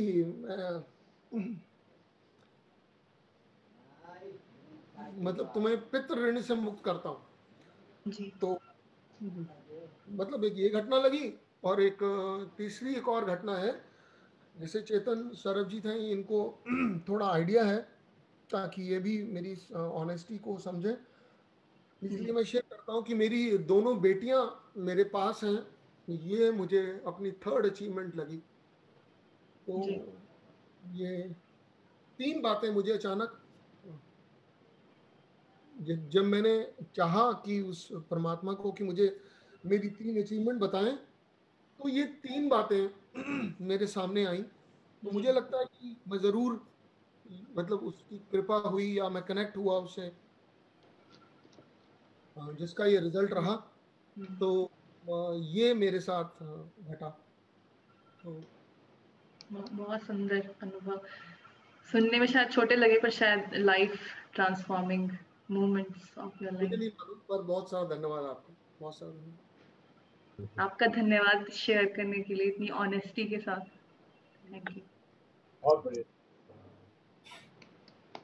अब फाइनली मैं चेतन सर से कहूंगा कि वो कुछ अपना एक्सपीरियंस बताएं और अपने शेयर करें हमारे साथ।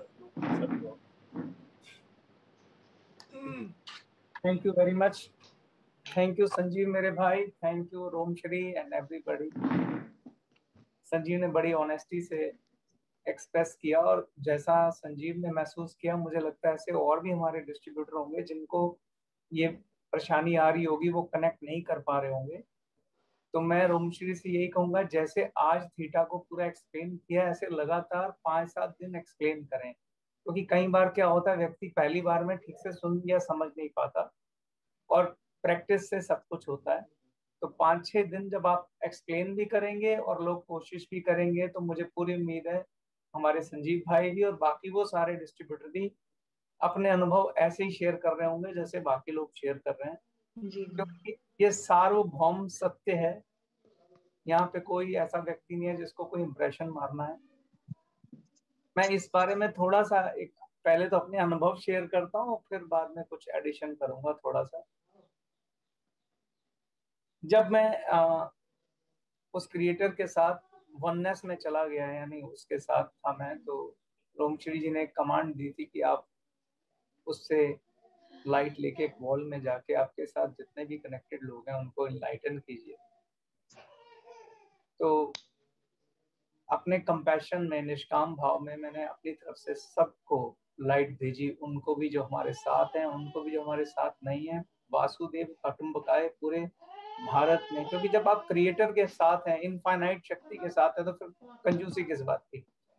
तो हमने सबको अपनी तरफ से लाइट दी, और जब मैंने उनको बोला दिखाओ, विटनेस की जब स्थिति आई, तो बहुत खूबसूरत अनुभव थे। बार बार वही दिखाई दे रहा है कि ग्लेज के नाम का एक सूरज धरती पे उदय हुआ है, पूरे विश्व में उस सूरज की रोशनी है। और ग्लेज के जो सारे डिस्ट्रीब्यूटर हैं वो एक दिए की तरह टिमटिमा रहे हैं, जो खुशियां बांट रहे हैं, धन बांट रहे हैं, ज्ञान बांट रहे हैं। ज्ञान से बड़ा धन कोई नहीं होता, क्योंकि ज्ञान के बगैर खुश होना मुमकिन ही नहीं। तो ग्लेज का एक एक व्यक्ति, मुझे लगता है हम इसी तरीके से दुनिया की बाकी नेटवर्क कंपनियों से अलग हो सकते हैं। खाली पैसा कमाना मकसद नहीं होना चाहिए, पैसा बाय प्रोडक्ट होना चाहिए, पैसा आशीर्वाद होना चाहिए, पैसा दुआ से आना चाहिए। दुआ कैसी? जो दूसरों को भला करके मिले। तो जो ज्ञान दान है और जितने भी तरह के दान हैं, ग्लेज के सभी डिस्ट्रीब्यूटर को मैंने खुले मन से वो करते हुए देखा, उनको टिमटिमाते हुए देखा, उनको रोशन होते देखा, उनके परिवार को रोशन होते देखा। ग्लेज परिवार पूरा आध्यात्मिक दिखा, ऐसा मुझे क्रिएटर ने दिखाया। तो ये मेरा आज का अनुभव था। बाकी आप बात करिए। वो जब आप सेशन लोगे फिर जोड़ूंगा मैं, सृष्टा और दृष्टा समझाऊंगा लोग। अच्छा, मुझे ऐसा लगता है कि तो आज का ये सेशन रहा, ये बहुत ही वंडरफुल रहा, बहुत ही बढ़िया। मैं अपना अनुभव जरूर शेयर करना चाहूंगा। एक तो जो भी लोग हमें पिछले कुछ दिनों में छोड़कर गए, मुझे उन सबको देखने का एक बार मौका मिला, और इस बार जब मैंने उन्हें देखा तो वो बहुत शांत,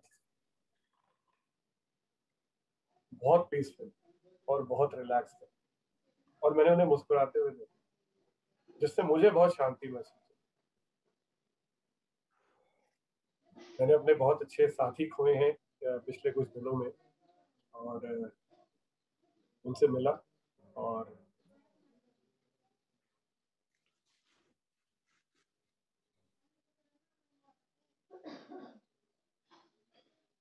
बहुत अच्छा लगा।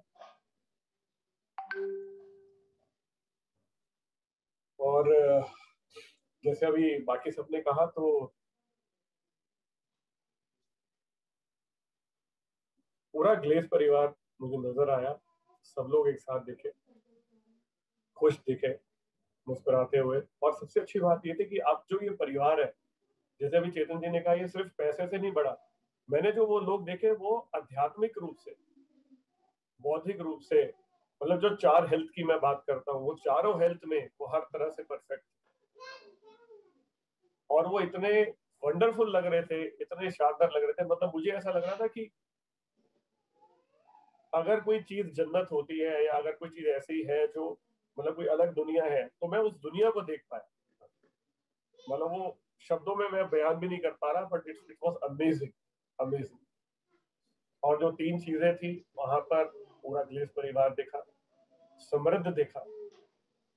ये वो लोग दिखे पूरे परिवार में जो अब निस्वार्थ प्रेम करना जानते हैं, बेशर्त प्रेम करना जानते हैं, लोगों की मदद करना जानते हैं, कंपैशन जानते हैं। और इनके चेहरों पे जो खुशी थी, जो तेज था, वंडरफुल था, अमेजिंग था। और हम सब लोग मिलकर जो इस जीवन में आए हैं, उसको आनंदित रूप से एंजॉय करते हैं। सब लोग मुस्कुरा रहे थे, सब लोग, एक भी चेहरा ऐसा नहीं था जिसके चेहरे पे मुस्कान। सब लोग अमेजिंग, बहुत खुश थे और बहुत मुस्कुरा रहे।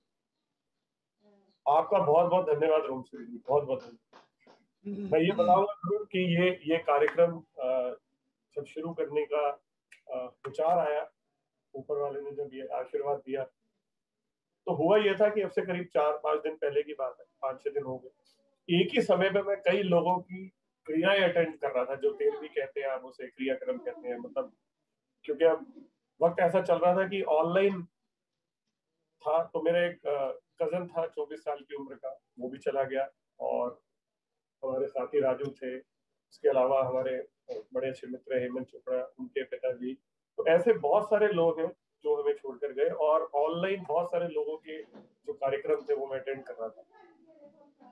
उसी दौरान ये महसूस हुआ कि इस समय जो भी चल रहा है उससे उभरना जरूरी है, उससे बाहर आना जरूरी है। उसका कारण ये सब चीजें कहीं ना कहीं लोगों को डरा रही थी।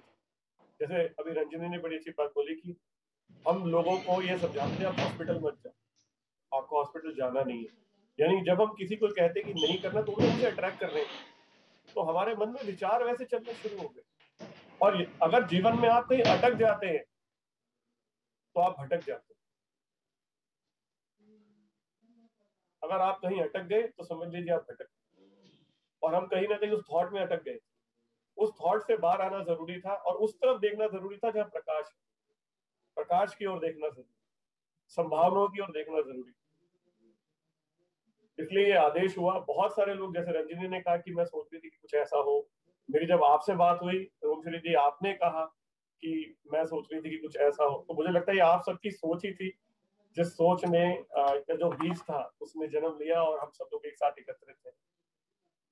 और आगे मैं आज बहुत सारी बात आप लोगों के साथ करना चाहता था, लेकिन मुझे लगता है कि समय जो है वो हम इस प्रोग्राम का एक लिमिटेड लेके चलेंगे, क्योंकि ये 40 दिन चलना है, तो इसलिए कोई ऐसी परेशानी नहीं है कि आज की बात आज ही खत्म होनी है। तो जो बात आज होनी थी वो कल करेंगे, थोड़ा थोड़ा करते हुए हम कंटिन्यू करते हुए चलेंगे। बहुत सारे विचार है मेरे मन में, मैं जो आप लोगों के साथ शेयर करना चाहता हूँ। बहुत सारे विचार हैं, चेतन जी के मन में होंगे, संजीव जी के मन में होंगे, रोमश्री जी के मन में, खुश के मन में, तो हम वो शेयर करते रहेंगे। बहुत बहुत अपनी तरफ से मुझे लगता है मैंने चीजें तैयार की हैं जो मैं आप लोगों के साथ साझा करना चाहता हूँ, शेयर करना चाहता हूँ। लेकिन इस सेशन को अगर चेतन सर, मुझे लगता है कि आज हम यहीं पर ही एंड करना चाहते हैं। अगर आप लास्ट में कुछ कहना चाहें, क्योंकि वक्त की बात है, कल कर लेंगे इसको आगे। ठीक है, तो आपकी बात से ही इसको खत्म करते हैं। ठीक है, मैं आज कुछ है जो मैं आज के सेशन से रिलेटेड कुछ कहना चाह रहा हूँ, जो ईश्वर से प्रेरणा होगी वो बात को। नमस्कार दोस्तों, सरबजीत जी ने मेरे को ये दिया। मैं सोच रहा हूँ कि जो ईश्वर की प्रेरणा से मेरे को कुछ लगता है मैं आप लोगों को बताऊं। लेकिन कुछ भी बताने से पहले मैं आपसे बोल देता हूँ कि जो मैं आपको बताने जा रहा हूँ उसमें मेरा कुछ भी नहीं। ना मैं कोई महान व्यक्ति हूँ, ना कोई संत हूँ, ना कोई, मैंने भी जो संत हैं या जो ज्ञानी पुरुष हैं, रोमश्री जैसे लोग भी जो हैं, ऐसे ही लोगों से जो मुझे थोड़ा समझने का मौका मिला, वो ही आपको बता रहा हूँ। और मैं भी बहुत बहुत अनप्योर हूँ, अपवित्र हूँ, बहुत ज्यादा मैं भी ग्रसित हूँ चीजों से। लेकिन इस ज्ञान की वजह से जो मुझे मिला, या उससे मैं अपने आप को, खुद को बेहतर बनाने का प्रयास जरूर कर रहा हूँ। तो ज्ञान आपको हमेशा बेहतर बनने का प्रयास करने का मौका देता है, क्योंकि हमें समझ में आता है ज्ञान से कि क्या गलत है क्या सही है। अक्सर लोग बोलते हैं यार जीवन में मैं वही करता हूँ जो मुझे ठीक लगता है, पर सवाल यह है कि जो आपको ठीक लगता है क्या वास्तव में ठीक है? ये कौन तय करेगा? तो वो ज्ञान तय करता है। तो क्योंकि जो आपको ठीक लग रहा है आप उसी के हिसाब से काम करते हैं, आपका भी क्या दोष। लेकिन हम जैसे जैसे ज्ञान लेते हैं, जैसे जैसे पढ़ाई करते हैं, तो हमारे गलत सही बदलते हैं, और उस हिसाब से हमारे आचरण में भी परिवर्तन आता है, हमारे व्यवहार में परिवर्तन आता है। तो मैं भी इस यात्रा पे ही हूँ, क्योंकि मुझे भी समझ में आया कि धन तो हमने अपार कमाया, लेकिन खुशी और जो है वो संतोष और ज्ञान से ही आएगी। तो इसीलिए मुझे लगता है कि इस पूरे सेशन में जो थोड़ा थोड़ा थोड़ा थोड़ा मैंने जीवन में सीखा समझा, मैं आपको दूं, और जिसके लिए मैं भी प्रयासरत हूँ। हो सकता है जो मैं आज कुछ आपको बता रहा हूँ, कल मुझे उससे कुछ बेहतर ज्ञान मिले, तो मैं अपनी पिछली बात काट दूं और बोलूं कि यार वो तब जो बोला था और आज जो बोल रहा हूँ उसमें ये अंतर है। क्योंकि ये यात्रा है। जैसे पहली क्लास में आपने कुछ सीखा, दूसरी में सीखा, तीसरी में सीखा, पांचवी में सीखा, तो समझ में आया जो पहली सिखाया था वो तो सिर्फ ऐसे ही सिखा दिया था, पर 5वीं वाला ज्यादा बेटर। तो इसी तरीके से ये भी यात्रा है। तो जिस जगह पे मैं, वहां पे जो मुझे समझ में आता है मैं आपको जरूर बताने का प्रयास करता हूँ। जो आपके मन में बड़े सारे लोग होंगे जिनके मन में प्रश्न होगा कि ये हम जो कर रहे हैं, क्योंकि कुछ करना उसमें विश्वास होना बहुत जरूरी है, ये हम कर क्या रहे हैं एग्जैक्टली, हो क्या रहा है, ये थीटा होता क्या है ना। तो जैसे अभी नसीम अख्तर ने बहुत अच्छी बात बोली थी कि अलग अलग शब्द हैं, अलग अलग बात है, मगर असली मकसद है उस परम पिता परमात्मा के साथ जुड़ने का। ये एक फोकस तरीका है प्रार्थना करने का, फोकस तरीका है उसमें लीन होने का, उसके साथ जुड़ जाने का। क्योंकि आपके जितने भी धर्म गुरु हैं सबने ये बात बोली होगी कि उस खुदा के साथ, उस ईश्वर के साथ, उस भगवान के साथ आपको जुड़ना है, उसके साथ जुड़ के उससे प्रार्थना करनी, उससे बात करनी। तो ये एक तरीका बनाया गया कि पूरे संसार से हटकर, क्योंकि जब आप एक तरफ तो प्रार्थना कर रहे हैं, ध्यान कहीं इधर जा रहा है, कभी उधर जा रहा है, ध्यान है अपने, अरे मैंने तो भैंस ही नहीं खोली, आज तो दूध ही नहीं चोया, और इस तरह की चीजें अगर हम ध्यान होता तो वो प्रार्थना उतनी फोकस नहीं होती। आप 1 घंटा पाठ पढ़े जा रहे हैं मगर ध्यान इधर उधर इधर उधर है।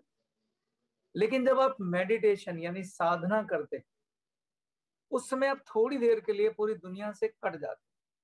तो रोम श्री ने बड़ी खूबसूरती से आपको पहले एक स्क्रिप्ट के अंदर डाला, धीरे धीरे धीरे धीरे जब आपका सारा मन वहां लग गया तो फिर ईश्वर तत्व से आपकी मुलाकात कराई, चाहे कल्पना में ही कराई। लेकिन उस समय आप और आपका ईश्वर के अलावा कोई नहीं है, आप हैं और आपका ईश्वर है, और आप अपने दिल की बात उससे करते हैं, आप अपने ईश्वर से प्रार्थना करते हैं। और यहाँ पर एक कमाल की बात मैं आपको बताता हूं, जब आप ईश्वर में लीन हो जाते हैं उसको बोलते हैं वननेस। वननेस मतलब तू और मैं एक ही हो गए, आप उसके अंदर लीन हो गए। तो आपके पास 2 पॉसिबिलिटी होती हैं, एक होती है सृष्टा, एक होती है दृष्टा। सृष्टा कौन है? क्रिएटर है, परमपिता परमात्मा है। और दृष्टा कौन है? हम लोग हैं, जो वो जो करता है उसको सिर्फ देखते हैं, विटनेस। इसके अलावा आपके पास कुछ है नहीं, विटनेस होने के अलावा कुछ है नहीं। करेगा तो वही आपकी दुआ, आपकी प्रार्थना से ही करेगा। तो सवाल यह है कि सृष्टा और दृष्टा भाव क्या है। इस मेडिटेशन में दोनों चीजें रोमश्री ने करवाई। पहले उसने हमें परमपिता परमात्मा में लीन कर दिया कि मानो तुम ही परमात्मा हो, क्योंकि तुम उसकी गोद में बैठे हो। और फिर बोला है कि अब तुम क्रिएट करो, सृष्टा बनो और देखो अपना जीवन कैसे क्रिएट करना चाहते हो। यानी ये वैसा ही है जैसे आप परमात्मा से वरदान मांग रहे हो, लेकिन उन्होंने आपको उनकी जगह बिठा दिया कि मांगो क्या मांगते हो।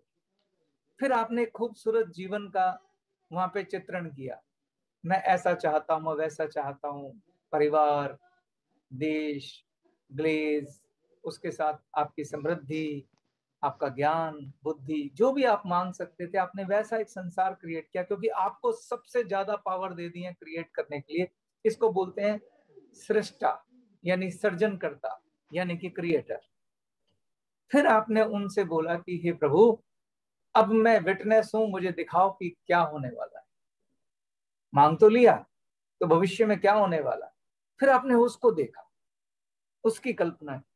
तो जब वो आप देखते हैं तो फिर आप कहते हैं इट्स डन, यानी परमात्मा कहते हैं ये हो चुका है, बस इंतजार करो। इट्स ऑलरेडी डन, ये सब हो गया है, बस इंतजार करो।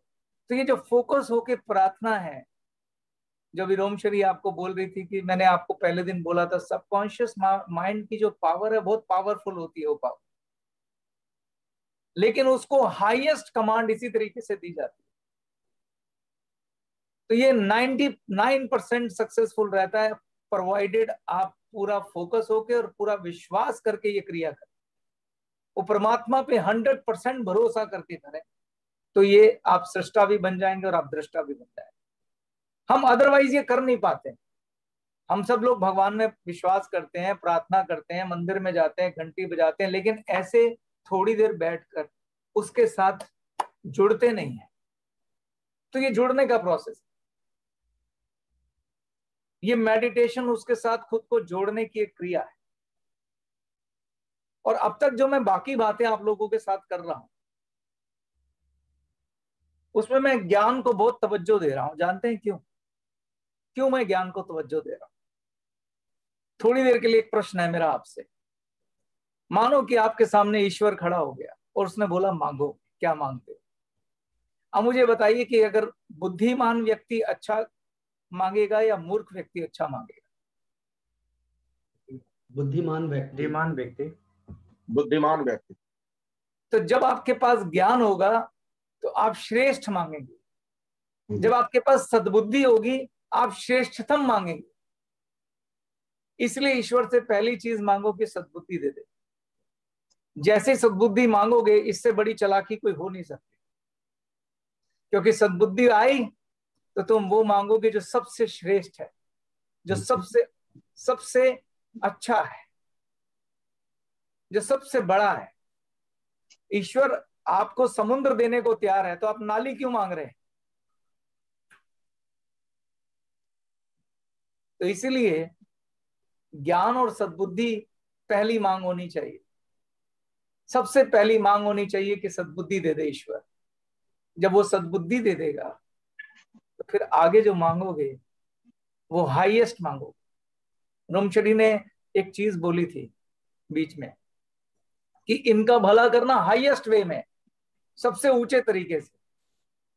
ये बहुत सुंदर मांग है, क्योंकि हमने एक और भी, वो उससे भी एक आगे कदम चली गई। उन्होंने क्या बोला कि मुझे मालूम है सबसे बड़ी बुद्धि तो आप ही के पास है, तो आपको जो लगता है सबसे ऊंचे तरीके से आप कर सकते हो वो कर दो, क्योंकि मेरे को तो, मेरी बुद्धि तो लिमिटेड है, मेरा ज्ञान लिमिटेड है, मुझे तो सोचना भी नहीं आता। पर आप तो हाईएस्ट हो, आपसे ऊंचा कोई है नहीं, आपसे बलवान बुद्धि किसी के पास नहीं है, आपसे ऊंची बुद्धि किसी के पास नहीं है, तो आप ही सोच लो मेरी जगह पे क्या करना है। इससे ऊंची मांग कोई हो नहीं सकती, है ना। तो इसीलिए उन्होंने, ईश्वर तत्व ने आपको सृष्टा भी बनाया। जब आप वरदान मांगते हैं तो आप सृष्टा हो जाते, और जब वो वरदान पूरा होता है तो आप दृष्टा हो जाते। सवाल यह है कि जब आपको सृष्टा बनाया तो आप मांगेंगे क्या? इसीलिए ज्ञान का बहुत महत्वपूर्ण रोल है। इसलिए मैंने जो आपको कल 5 चीजें बताई थी, कोई बता सकता है? कौन बताएगा 5 चीजें? हाँ, कुछ बताओ।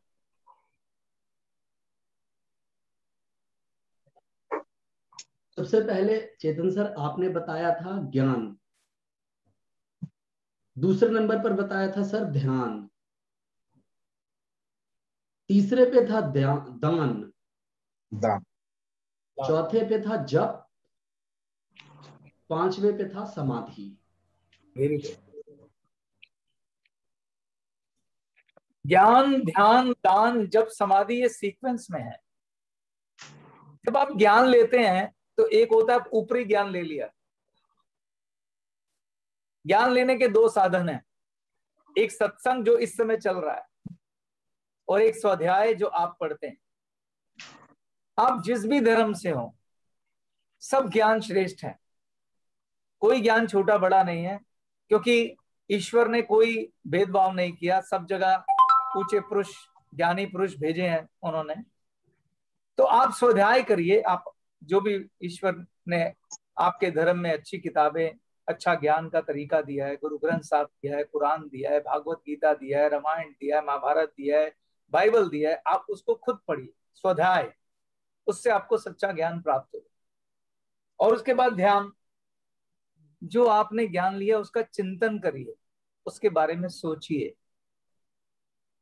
आधा घंटा बैठिए, आज मैंने क्या पढ़ा, उसको भीतर उतारिए अपने अंदर, उसको बोलते हैं ध्यान। और दान, क्षमा दान, धन दान, सेवा दान, सम्मान दान, ज्ञान दान, श्रम दान, धर्म दान, आभार दान, सहनशीलता, ये बड़े शुभ कर्म है, इसका फल, इससे ईश्वर प्रसन्न होता है। जप, जिस ईश्वर को आप मानते हैं उसका जप करिए, इससे आपका पूरा का पूरा आत्मन शुद्ध हो जाएगा। और जब आप शुद्ध होंगे और इस तरह की मेडिटेशन करेंगे और ईश्वर के सामने उपस्थित होंगे कि तो यकीन मानिए आप हाईएस्ट ही मांगेंगे, जो सबसे ऊंचा है वही मांगेंगे। आप समुद्री मांगेंगे, आप नाली नहीं मांग सकते। तो ये साधन है, इन साधनों को हमेशा साथ लेके चलिए। इसके साथ मैं अपनी बात समाप्त करता हूं। धन्यवाद। Thank you sir. तो दोस्तों, आज का ये सेशन हम यहीं समाप्त करते हैं और मिलते हैं कल डे 4 सुबह 10 बजे। तब तक के लिए ईश्वर हम सबको स्वस्थ रखे, व्यस्त रखे और मस्त रखे। जय हिंद, जय Galway. Thank you. Thank you so much. जय गैलवे। जय गैलवे। दोस्तों, जैसा अभी सरबजीत सर ने बताया कि आज हमारा तीसरा दिन समाप्त हुआ बहुत अच्छे और बहुत बढ़िया तरीके से। तो आज ये तीसरे दिन का ये वीडियो लाइव YouTube के ऊपर है, आपको मालूम है। तो अपने परिवार में, अपने दोस्तों में, अपने टीम के एक एक डिस्ट्रीब्यूटर तक इस ज्ञान को पहुंचाएं और इसका अभ्यास करें, अपने इसे जीवन में उतारें। इन्हीं शब्दों के साथ आज के इस कार्यक्रम को हम यहीं पर विराम दे रहे हैं। तो मुलाकात करते हैं कल सुबह फिर 10 बजे। धन्यवाद। Thank you so much sir. Thank you so much.